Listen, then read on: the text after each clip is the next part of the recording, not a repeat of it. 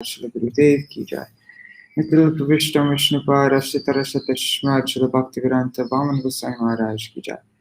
नित्य प्रविष्टम विष्णुपाद अष्टतरशतश्मात् श्री भक्तिवेदांत स्वामी महाराज श्री प्रभुपाद की जय। नित्य प्रविष्ट महाभागवत श्री गोक्षरस बाबूजी महाराज की जय। नित्य प्रविष्ट श्री सच्चिदानंद भक्ति विनोद ठाकुर की जय। नित्य प्रविष्ट वैष्णव सार्वभौम श्री जगन्नाथ दास बाबूजी महाराज की जय। श्री रूप गौरिया गुरु वर्ग की जय। श्री रूप सनातन भट्ट रघुनाथ श्री जीव गोपाल पतदास रघुनाथ शार गोसाई प्रभु की जय। श्री स्वरूप दामोदर राय रामानंदारी श्री गौर प्रसाद वृंद की जय।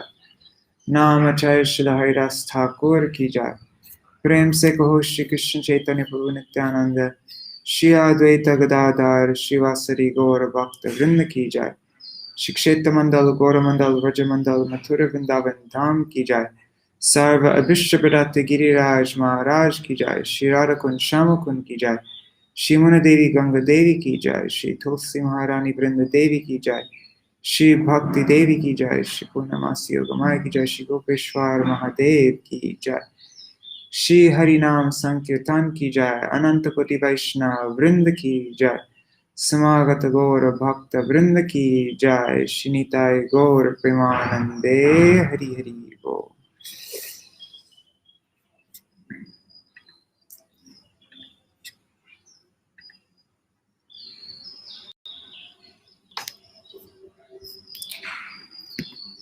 ओम ज्ञानतिमिरन्धस्य ज्ञानाञ्जनशलाकया चक्षुरुन्मिलितं येन तस्मै श्रीगुरुवे नमः।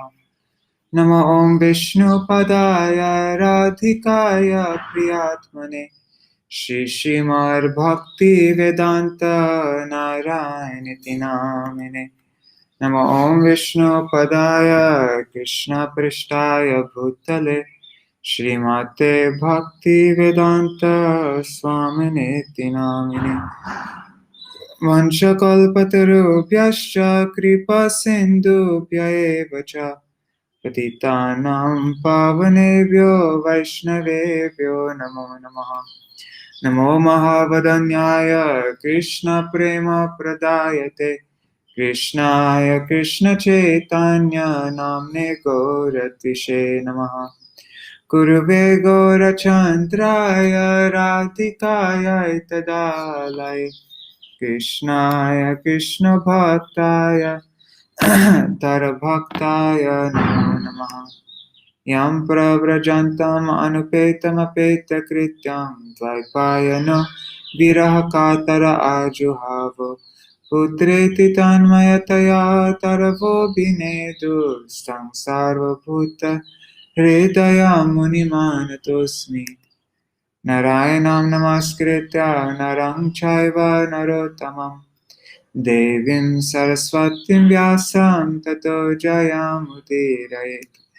शृण्वतं स्वकथा कृष्ण पुण्यश्रवणकीर्तन हृदन्तस्तो यभद्राणि विधुनोति सुहृत्सतम्। नष्टप्रायेष्वभद्रेषु नित्यं भगवत सेवया भागवतोत्तमश्लोके भक्तिर्भवति नैष्टिकी। तवैवास्मि न जीवामि त्वया विना इति विज्ञाय राधे त्वां नयमां चरणान्तिकम्। भक्त्या विहीना अपराधलक्षाय क्षिप्ताष्टकामादितरङ्गमध्ये कृपामयि त्वं शरणं प्रपन्ना वृन्दे नमस्ते चरणारविन्दम्। भज श्रीकृष्ण चैतन्य प्रभु नित्यानन्द श्री अद्वैत गदाधर शिवासरि गौर भक्तवृन्द।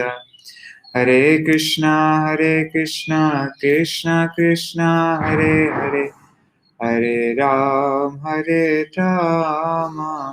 राम राम हरे हरे। धन्यवाद प्रणाम प्रद्युम्न प्रभु। Radhe Radhe.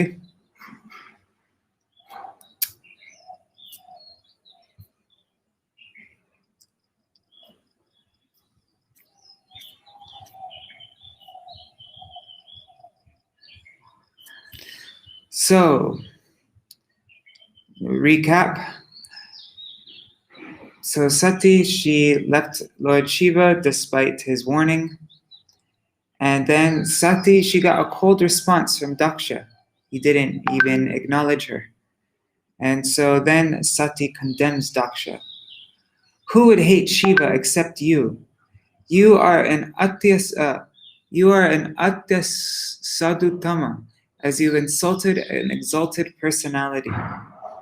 And we read yesterday, what is an Atisadhutama is one who sees only faults in others, even when there is no faults. That's what somebody who's Atisadhutama is.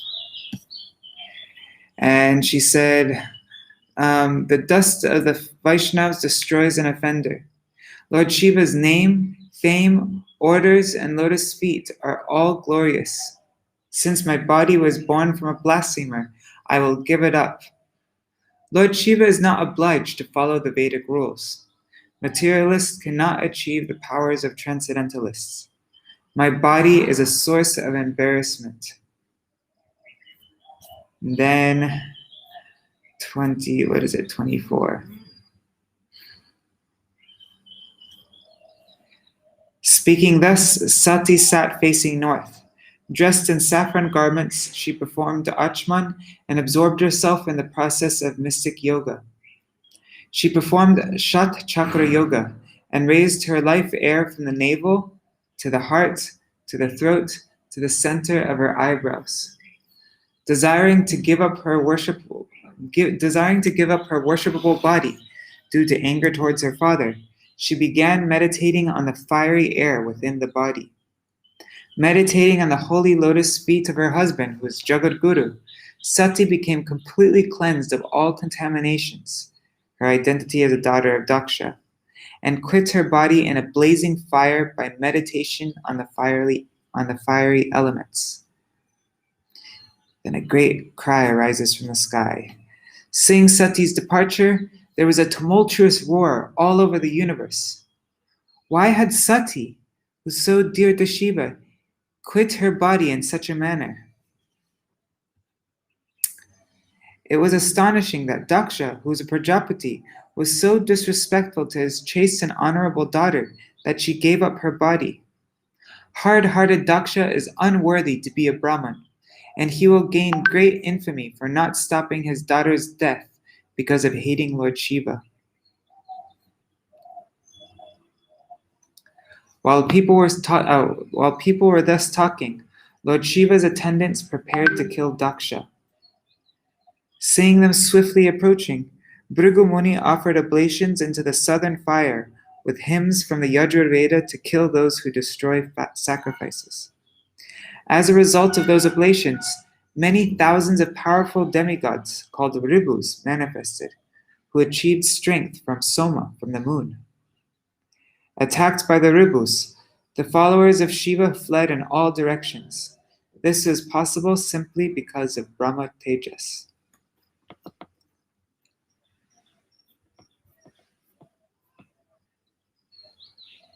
So now this chapter is very short, so we'll read the full chapter in one day now.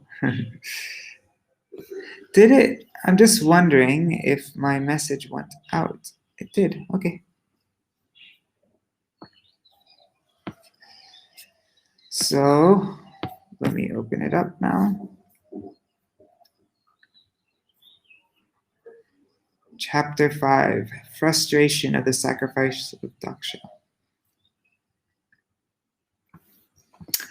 Maitreya Uvacha Bhavo, wait, the screen's still sharing? Okay.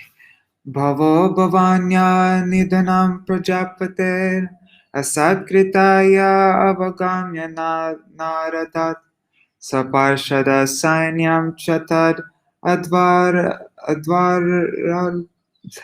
God, that's a hard word.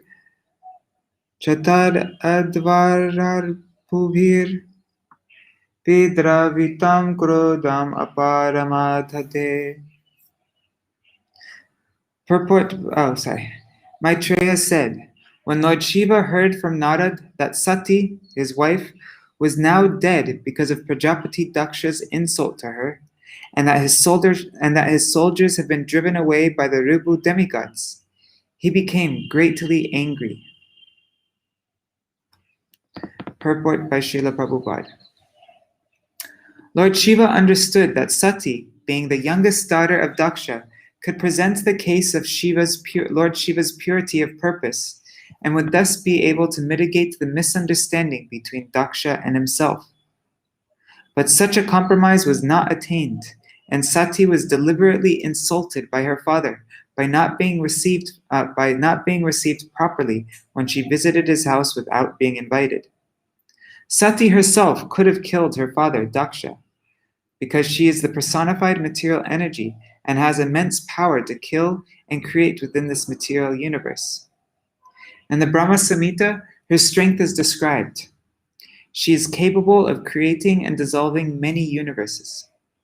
But although she is so powerful, she acts under the direction of the Supreme Personality of Godhead, Krishna, as his shadow. It would have not been difficult for Sati to punish her father, but she thought that since she was his daughter, it was not proper for her to kill him. Thus she decided to give up her own body, which she had obtained from his, and Dakṣa did not even check her. When Sati passed away, giving up her body, the news was conveyed by Narad to Lord Shiva. Narad always carries the news of such events because he knows their import. When Lord Shiva heard that his chaste wife Sati was dead, he naturally became exceedingly angry. He also understood that Bhrigu Muni had created the Ribu Dev demigods by uttering the mantras of the Yajurveda, and that these demigods had driven away all of his soldiers who were present in the arena of sacrifice. Therefore, he wanted to reply to this insult, and thus he decided to kill Dakṣa because he was the cause of the death of Sati. Kruda sadushtoshta puta sadurjatir jatam tadir vahnish sato grarochisham utkritya rudra sahasotito hasan gambhiranado visasarjatang bhuvi. Thus Lord Shiva, being extremely angry, pressed his lips with his teeth, and immediately snatched from his head a strand of hair, which blazed like electricity or fire. He stood up at once, laughing like a madman, and dashed the hair to the ground. Tato tikaya stanuvas prishandivan sahasrabahur ghanaruk trisuryadrik Karalatangstro Jwalaragni Kapalamali Vividhodayuda. A fearful black demon, as high as the sky and as bright as the three suns combined, was thereby created. His teeth very fearful, and the hairs on his head like burning fire. He had thousands of arms, equipped with various weapons, and he was garlanded with the heads of men. Whoa.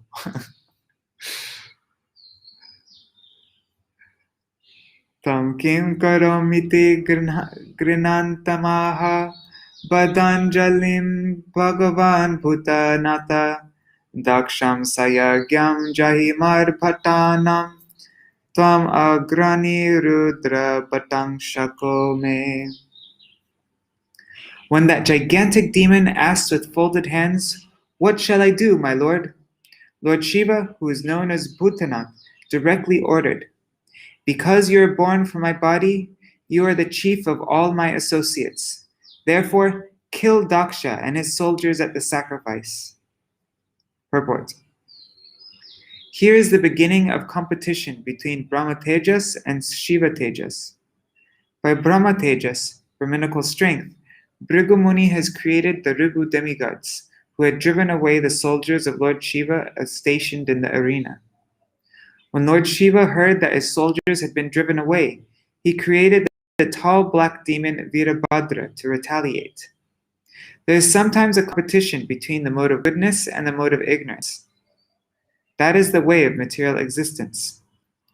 Even when one is situated in the mode of goodness, there is every possibility that his position will be mixed with or attacked by the mode of passion or ignorance. That is the law of material nature. Although pure goodness, or Shuddha Sattva, is the basic principle in the spiritual world, pure manifestation of goodness is not possible in this material world. Thus, the struggle for existence between different material qualities is always present. This quarrel between Lord Shiva and Bhrigu Muni, centering around Prajapati Dakṣa, is the practical example of such competition between the different qualitative modes of material nature. Agyapta evam kupitena manyuna sadeva devang parichakrame vibhum mene tadatmanam asangarang ranghasa mahiyasam tata sahishnum. Maitreya continued, "My dear Vidura, that black person was the personified anger of the Supreme Personality of Godhead, and he was prepared to execute the orders of Lord Shiva.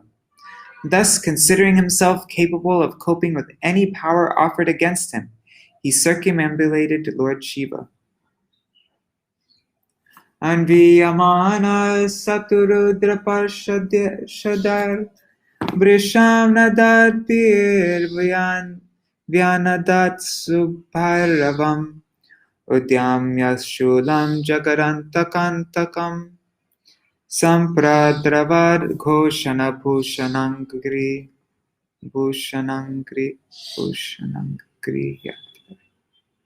Many other soldiers of Lord Shiva followed the fierce personality in a tumultuous uproar. He carried a great trident, fearful enough to kill even death, and on his legs he wore bangles which seemed to roar.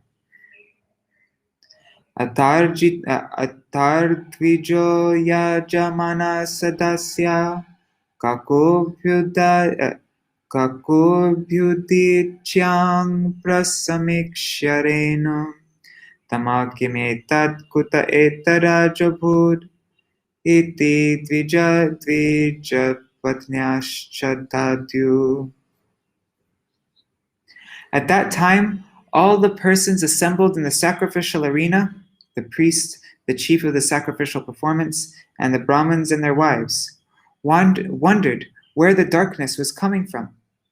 Later, they could understand that it was a dust storm, and all of them were full of anxiety. Vata navanti nahi santi dasyava prachina barhir jivati hogra danda gavo nakalyanta idam kuto rajo loko tunakim pralayaya kalpate. Conjecturing on the origin of the storm, they said, "There is no wind blowing and no cows are passing, nor is it possible that this dust storm could be raised by plunderers, for there is still the strong king Barhi, who would punish them. Where is this dust storm blowing from? Is it the dissolution of the planets now to occur?" Purport. Specifically significant in this verse is Prachina Barhir Jivati. The king of that part of the land was known as Barhi, and although he was old, he was still living, and he was a very strong ruler. Thus, there was no possibility of an invasion by thieves and plunderers. Indirectly, it is stated here that thieves, plunderers, rogues, and unwanted population can exist only in a state or kingdom where there is no strong ruler. When, in the name of justice, thieves are allowed liberty, the state and kingdom are disturbed by such plunders and unwanted population. The dust storm created by the soldiers and assistants of Lord Shiva resembled the situation at the time of the dissolution of this world. When there is a need for the dissolution of the material creation, this function is conducted by Lord Shiva. Therefore, the situation now created by him resembled the dissolution of the cosmic manifestation. Prasuti meshra sriya udvignachita uchur vipako virijinasyaiva tasya Yad Pashyantinam Duhitrinam Prajesha Sutam Satim Avadadyav Anagam.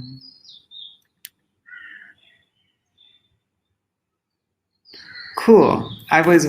Sorry. See this R with a dot and a line over it? Anyways, Amal Krishna just asked me about that recently, and now I see an example. Okay. It's a double re. Actually, let me just save this. Sorry, guys. Just give me a second. Text 9.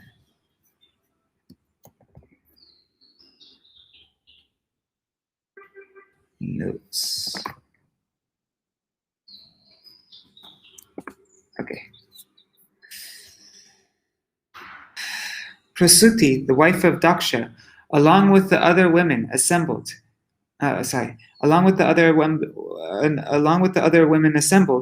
became very anxious and said, "This danger has been created by Dakṣa because of the death of Sati, who, even though completely innocent, quit her body as her sisters looked on." Purport. Prasuti, being a soft-hearted woman, could immediately understand that the imminent danger approaching was due to the impious activity of hard-hearted Prajapati Dakṣa. He was so cruel that he would not save her youngest daughter Sati. He was so cruel that he would not save her youngest daughter Sati from the act of committing suicide in the presence of her sisters. Sati's mother could understand how much Sati had been pained by the insult of her father. Sati had been present along with the other daughters, and Dakṣa had purposely received all of them but her, because she happened to be the wife of Lord Shiva. This consideration convinced the wife of Dakṣa of the danger which was now ahead, and thus she knew that Dakṣa must be prepared to die for his heinous act. Yastvantakale vyupta jatakalapa Svashula sucharpita de gajendra Vitatanretyatruditastratorvajan Uchatahasastanayetinubhinadritik. At the time of dissolution, Lord Shiva's hair is scattered, and he pierces the rulers of the different directions with his trident. He laughs and dances proudly, scattering their hands like flags, as thunder scatters the clouds all over the world.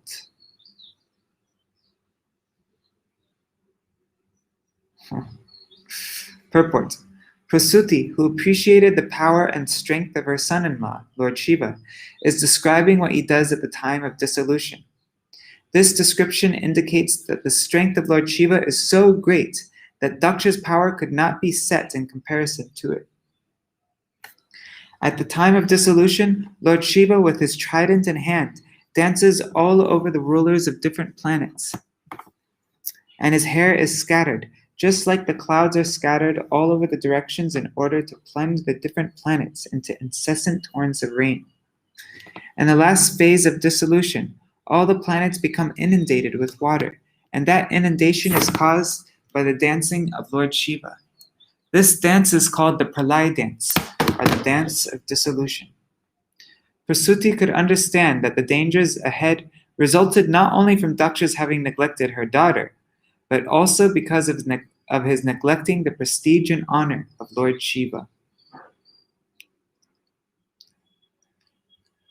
Amarshayitva tam asahya tejasam manyuplutam durniriksham prukudya karaladangshtrabir udasta bhaganam syatsvastikim kopayato vidatu. The gigantic black man bared his fearful teeth. By the movements of his brows, he scattered the luminaries all over the sky, and he covered them with his strong, piercing effulgence. Because of the misbehavior of Dakṣa, even Lord Brahma, Dakṣa's father, could not have been saved from the great exhibition of anger.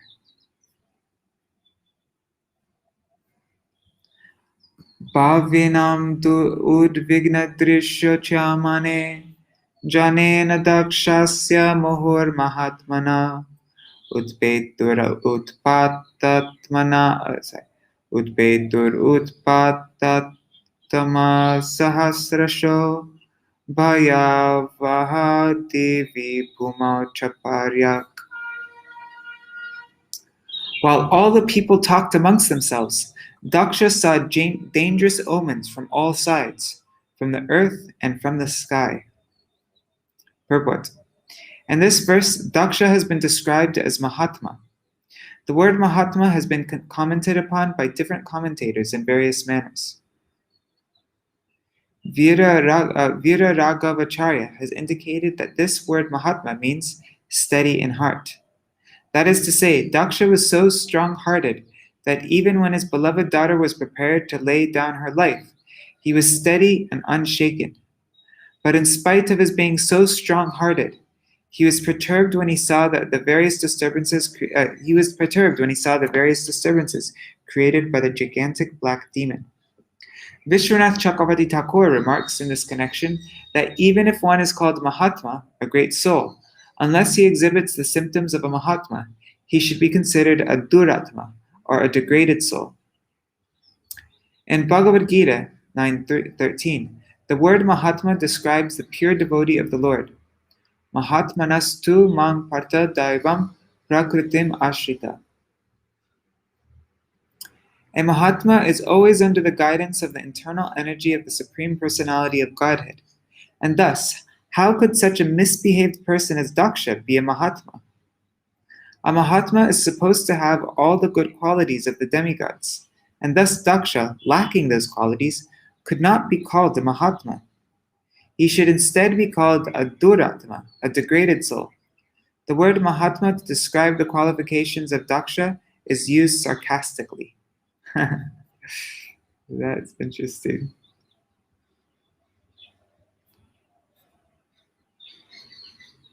It's not even used in the purport. See if it's in the word for word. Strong-hearted.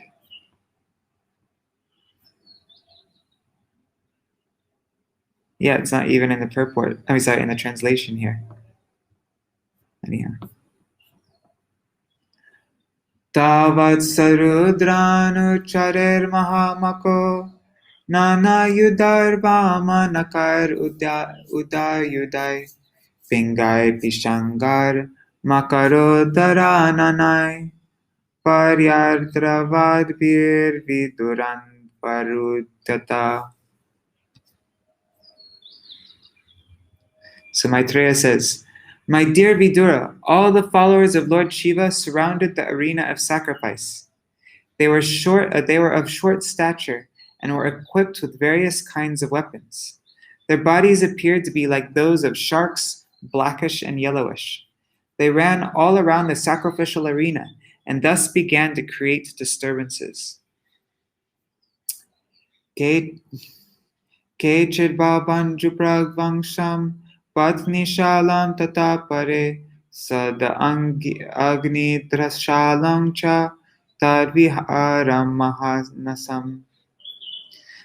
Some of the soldiers pulled down the pillars which were supporting the pandal of sacrifice. Some of them entered the female quarters. Some began destroying the sacrificial arena, and some entered the kitchen and residential quarters. Ruru Juryagya Patrani Tataikegnin Anashayan Kundeshvamutrayan Kechir Bibhidur Vedime Kala. They broke all the pots made for use in the sacrifice, and some of them began to extinguish the sacrificial fire. Some tore down the boundary line of the sacrificial arena, and some passed urine on the arena. Abadanta muninanye ekapatnir atarjayan apare jagrihur devan pratyasannan palayitan. Some blocked the way of the fleeing sages. Some threatened the women assembled there, and some arrested the demigods who were fleeing the Pandal. Brigumbabandamaniman Virabhadra Prajapatim Chandesha Pushanam Devam Bhagang Nandishwaro Grahit. Maniman, one of the followers of Lord Shiva, arrested Bhrigumuni, and Virabhadra, the black demon, arrested Prajapati Dakṣa. Another follower, who is named Chandesha, arrested Pusha. Nandishwar arrested the demigod Bhaga. Sarva evartijo drishtva sadasya sadivokasha tar ardyamana subrisham gravabhir naikadhadravam. There was a continuous shower of stones, and all the priests and other members assembled at the sacrifice were put into immense misery. For fear of their lives, they dispersed in different directions. Juvatash sruvahastasya shmashruni bhagavan bhava brigwar luluncha sadhasi yohasach chmashrudarshayan. Virabhadra tore off the mustache of Bhrigu, who was offering the sacrificial oblations with his hands in the fire. Whoa.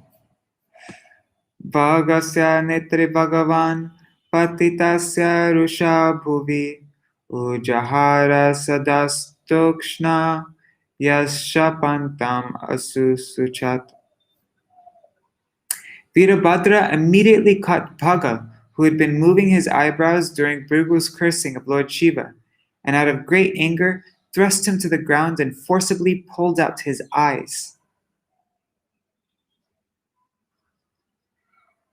Pushna hyapataya dantan kalingasya yata bala shapyamane garimani yohasa darshayandata. Just as Baladev knocked out the teeth of Dantavakra, the king of Kalinga, during the gambling match at the marriage ceremony of Aniruddha, Virabhadra, he knocked out the teeth of both Dakṣa, who had shown them while cursing Lord Shiva, and Pusha, who, by smiling sympathetically, had also shown his teeth.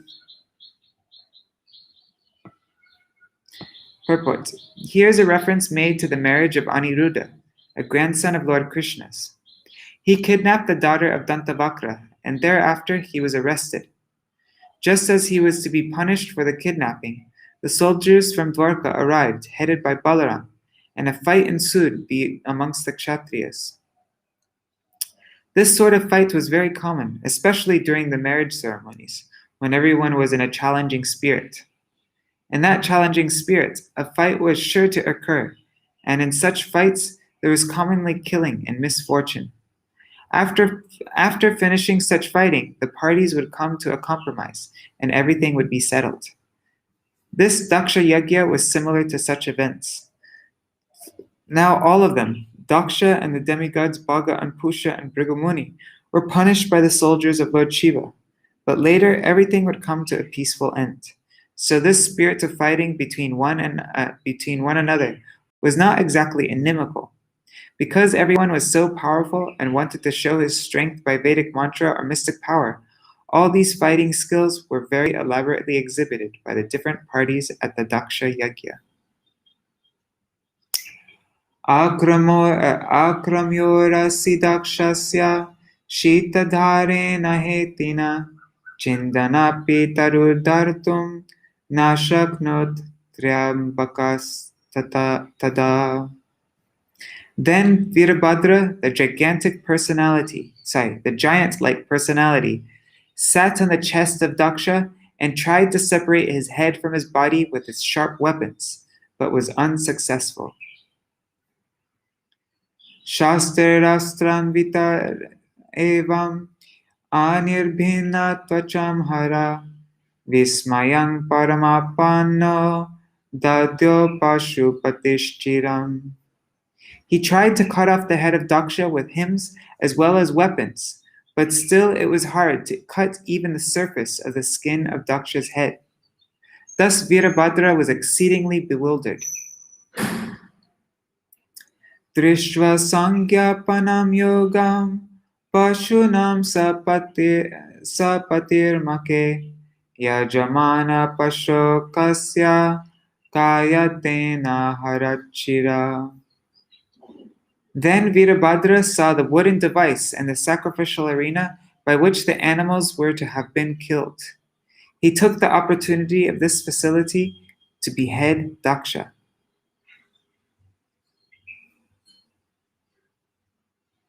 Purport. In this connection, it is to be noted that the device used for killing animals in the sacrifice was not designed to facilitate eating their flesh. This killing was specifically intended to give a new life to the sacrificed animal by the power of Vedic mantra. The animals were sacrificed to test the strength of the Vedic mantras. Yagyas were performed as a test of the mantra. Even in the modern age, tests are executed on animal bodies in the physiology laboratory. Similarly, whether or not the Brahmins were uttering the Vedic hymns correctly was tested by sacrifice in the arena. On the whole, the animals thus sacrificed were not at all the losers. Some old animals would be sacrificed, but in exchange for their old bodies, they received other new bodies. That was the test of the Vedic mantras. Virabhadra, instead of sacrificing animals with the wooden device, immediately beheaded Dakṣa to the astonishment of everyone. What is it called? Guillotine, right? The wooden device. Sadhu vadas sadatesham karma tattasya pashyatam bhuta preta pishachanam anyesham tadviparyaya. Upon seeing the action of Virabhadra, the party of Lord Shiva was pleased and cried out joyfully, and all the bhutas, ghosts and demons that had come made a tumultuous sound. On the other hand, the Brahmins in charge of the sacrifice cried out in grief at the death of Dakṣa. Juhavaita chirastasmin dakshinagnav amarshita tadevaya janam dagdva pratishtar guhyakalayam. Virabhadra then took the head and with great anger threw it in the southern side of the sacrificial fire, offering it as an oblation. In this way, the followers of Lord Shiva devastated all arrangements for sacrifice. After setting fire to the whole arena, they departed for their master's abode, Kailash. Thus ends the Bhaktivedanta purports of the 4th canto, 5th chapter of the Śrīmad-Bhāgavatam, entitled Frustration of the Sacrifice of Dakṣa.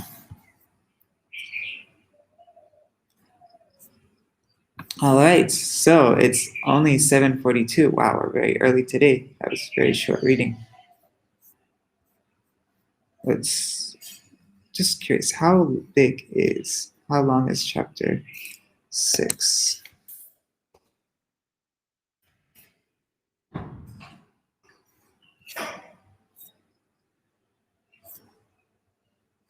Should we read some of 6?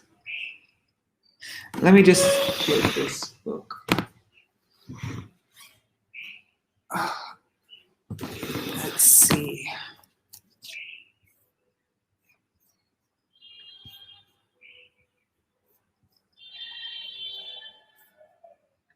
One second, I'm just checking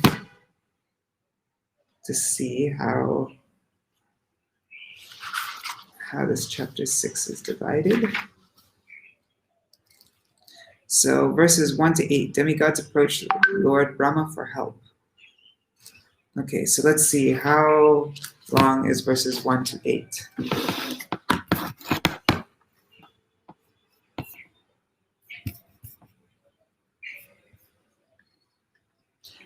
Okay, it doesn't look like it's that long. Okay, so let's continue reading from chapter 6.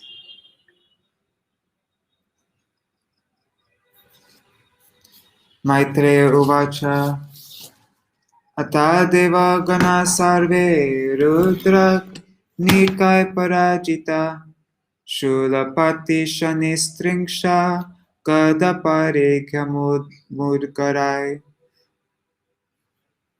Oh, it's all there. Sanchena Vina Sarvanga Sartvik Sabya Bayakula Swayambhuva Namaskrita Kartsne Naitanya Vetayan. All the priests and other members of the sacrificial assembly and all the demigods, having been defeated by the soldiers of Lord Shiva and injured by weapons like tridents and swords, approached Lord Brahma with great fear. After offering him obeisances, they began to speak in detail of all the events which had taken place. Upalabhya Purai Vaitar Bhagavan Abjasambhava Narayanascha Vishvatma Nakasyadvarama Iyatu. Both Lord Brahma and Vishnu had already known that such events would occur in the sacrificial arena of Dakṣa, and knowing beforehand, they did not go to the sacrifice. Purport. As stated in Bhagavad Gita 7.26, Vedaham samatitani vartamanani charjuna. The Lord says, I know everything that has happened in the past and what is going to happen in the future. Lord Vishnu is omniscient, and therefore he knew what would happen at Dakṣa's sacrificial arena. For this reason, neither Narayan nor Lord Brahma attended the great sacrifice performed by Dakṣa. Tarakarnya vibhu praha tejiyasi kritakasi shemaya tatrasa bhuyan na prayena papushatam. When Lord Brahma heard everything from the demigods and the members who attended the sacrifice, he replied, You cannot be happy in executing a sacrifice if you blaspheme a great personality and thereby offend his lotus feet. You cannot have happiness in this way. Purport. Lord Brahma explained to the demigods that although Dakṣa wanted to enjoy the results of fruitive sacrificial activities, it is not possible to enjoy when one offends a great personality like Lord Shiva. It was good for Dakṣa to have died in the fight, because if he had lived, he would have committed such offenses at the lotus feet of great personalities again and again. According to Manu's law, when a person commits murder, punishment is beneficial for him, because if he is not killed, he might commit more and more murders, and therefore be entangled in his fruitive lives for having killed so many persons. Therefore, the king's punishment of a murderer is appropriate. If those who are extremely offensive are killed by the grace of the Lord, that is good for them. In other words, Lord Brahma explains to the demigods that it was good for Dakṣa to have been killed.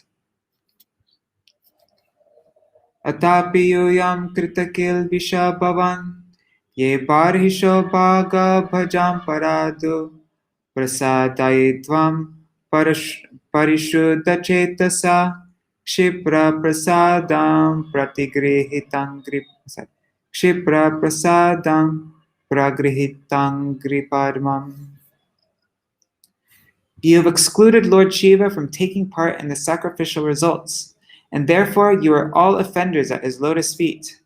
Still, if you go without mental reservations and surrender unto him and fall down at his lotus feet, he will be very pleased. Purport. Lord Shiva is also called Ashutosh. Ashu means very soon, and Tosh means to become satisfied. The demigods were advised to go to Lord Shiva and beg his pardon, and because he is very easily pleased, it was certain that their purpose would be served. Lord Brahma knew the mind of Lord Shiva very well, and he was confident that the demigods who were offenders at his lotus feet, could mitigate their offenses by going to him and surrendering without reservation. Ashasana jivitam advarasya lokasapala kupite nayasmin tamashu devam priyaya vihinam kshamappayatvam hridivitam duruktai. Lord Brahma also advised them that Lord Shiva is so powerful that by his anger, all the planets and their chief controllers can be destroyed immediately. Also, he said that Lord Shiva was especially sorry because he had recently lost his dear wife and was also very much afflicted by the unkind words of Dakṣa. Under the circumstances, Lord Brahma suggested it would behoove them to go at once and beg his pardon. Naham na yagyo na chayu yamanye ye deha bhajo munayashtatvam vidu pramanam palaviryayorva yasyatmatantrasya ka upayam viditset. Lord Brahma said that no one, not even himself, Indra, all the members assembled in the sacrificial arena, or all the sages, could know how powerful Lord Shiva is. Under the circumstances, who would dare to commit an offense at his lotus feet? Purport. After Lord Brahma advised the demigods to go to Lord Shiva and beg his pardon, it was suggested how he should be satisfied and how the matter should be placed before him. Brahma also asserted that none of the conditioned souls, including himself and all the demigods, could know how to satisfy Lord Shiva. But he said, Prajumna, you're not seeing shlokas?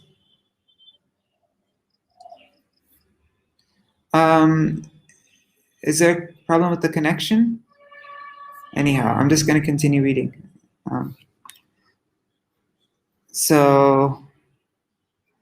But he said, Lord Brahma said, it is known that he is very easily satisfied. So let us try to satisfy him by falling at his lotus feet. Actually, the position of the subordinate is always to surrender to the Supreme. That is the instruction of Bhagavad Gita. The Lord asks everyone to give up all kinds of concocted occupations and simply surrender unto him. That will protect the conditioned souls from all sinful reactions. Similarly, in this case, Brahma also suggested that they go and surrender unto the lotus feet of Lord Shiva, for since he is very kind and easily satisfied, this action would prove effective. Saitamadishya suran ajastutai samanvita pitri bisa prajeshai yayav swadeshnan nilayan puradisha kailasam adri prabharam priyam prabhu. After thus instructing all the demigods, the Pitas and the lords of the living entities,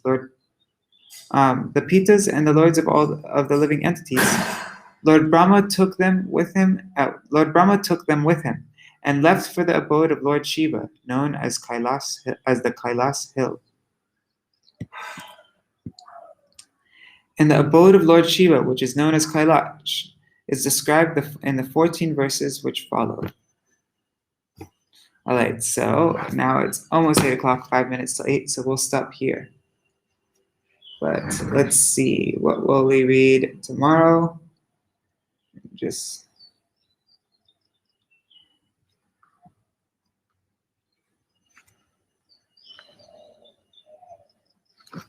Okay.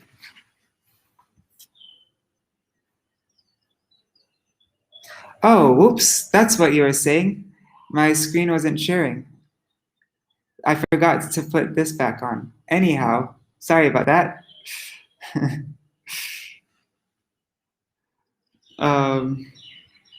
That was my mistake. Anyhow, tomorrow we will read a description of Kailash Hill, the description of the Alaka region, Then darshan of Lord Shiva as seen by the demigods. And then Brahma glorifies Lord Shiva and petitions him. That's what we will read in the next chapter. I mean, in this chapter that we started. All right. Hare Krishna, Krishna Krishna, Hare Hare, Hare Rama, Hare Rama, Rama Rama, Hare Hare, Hare Krishna, Krishna Krishna, Hare Hare, Hare Rama,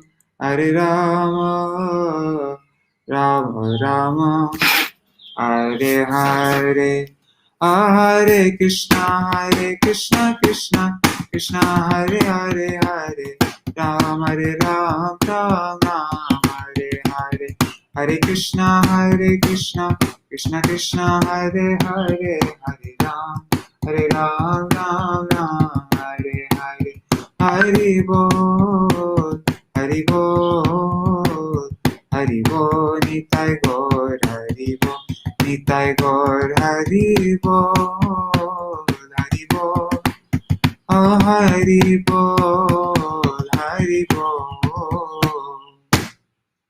Jai Shishi Guru Grama Gandharvika Giridhari Shishi Radha Vinod Bihari Ju Ki Jai, Shri Govinda Gopinath Maran Mohan Ju Ki Jai, Nitil Vishram Vishnupad Ashtatara Shata Shishimad Shila Bhakti Viranta Narayan Gosai Maharaj Shila Gurudev Ki Jai, Nitil Vishram Vishnupad Ashtatara Shata Shishimad Shila Bhakti Viranta Vaman Gosai Maharaj Ki Jai, Nitil Vishram Vishnupad Ashtatara Shata Shishimad Shila Bhakti Vedanta Swami Maharaj Shila Prabhupada Ki Jai, Nitil Pravishtam Vishnupad Ashtatara Shata Shrimad Shila Bhakti Pragyan Keshav Gosai Maharaj Ki Jai, Nitil Pravishtam Vishnupad Ashtatara Shata Shishimad Shila Bhakti Siddhanta Saraswati Gosai Prabhupada Ki Jai, Nitil Pravishta Mahabhagavat Shila Gorkshadas Babaji Maharaj Ki Jai, Nitil Pravishta Shila Satchidananda Bhakti Vinod Thakur Ki Jai, Nitil Pravishta Vaishnav Sarvabhauma Shila Jagannathas Babaji Maharaj Ki Jai, Shri Rupano Gauriya Guru Varga Ki Jai, Shri Rupa Sanatan Bhatta Raghunath, Shri Jeev Gopal Patadash Raghunath Sharda Gosai Prabhu Ki Jai, Shri Sarup Damodar Rai Ramanandari Shri Gaur Parshad Vrinda Ki Jai, Namachay Shri Haridas Thakur Ki Jai, Prem Se Kaho Shri Krishna Chaitanya Prabhu Nityananda, Shri Advaita Gadadhar Shivasari Gaur Bhakta Vrinda Ki Jai, Shri Kshetra Mandala Gaura Mandala Vraja Mandala Mathura Vrindavan Dham Ki Jai, Sarva Abhishta Pradata Giriraj Maharaj Ki Jai, Shri Radha Kund Shama Kund Ki Jai, Shri Mona Devi Ganga Devi Ki Jai, Shri Tulsi Maharani Brinda Devi Ki Jai, Shri Bhakti Devi Ki Jai, Shri Purnamasi Yogamaya Ki Jai, Shri Gopeshwar Mahadev Ki Jai, Shri Harinam Sankirtan Ki Jai, Ananta Koti Vaishnava Vrinda Ki Jai, Samagata Gaura Bhakta Vrinda Ki Jai, Shri Nitai Gaura Premanande Hari Hari Bol. Vrindai Tulsidevai Priyai Keshavashacha Krishna Bhakti Pradadevi Satyavataya Namo Namaha Vancha Kalpatarubhyascha Kripa Sindhubhya Evacha Patitanam Pavanebhyo Vaishnavebhyo Namo Namaha. Dandava Pranams. Alright, see you all tomorrow. Jai Shri Radhe.